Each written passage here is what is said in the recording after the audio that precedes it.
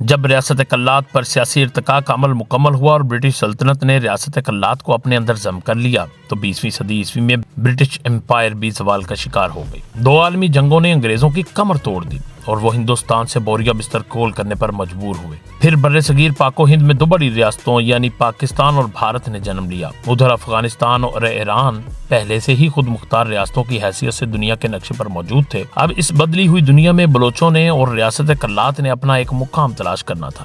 یہیں سے ان مسائل کا آغاز ہوتا ہے، ان کا جنم ہوتا ہے جو آج تک ختم نہیں ہو سکے۔ بلوچستان 5 حصوں میں تقسیم تھا اور یہ سارے ایک ایک کر کے خان آف کلات پاکستان سے الحاق چاہتے تھے اور وہ اپنے سرداروں کو قائل کر رہے تھے۔ بھارتی ریڈیو کی نیوز نے بلوچستان کے مستقبل کا فیصلہ کر دیا۔ پنڈت جواہر لال نہرو کو جب اس خبر کا پتہ چلا تو انہوں نے ایک بیان دیا اور معافی مانگ لی۔ جنرل ایوب خان کہا کرتے تھے وہ بلوچوں کو مٹا کر رکھ دیں گے۔ اکبر بگٹی ایک وقت میں بلوچ قوم پرستوں کو غدار ثابت کرنے کی کوششیں کرتے رہے۔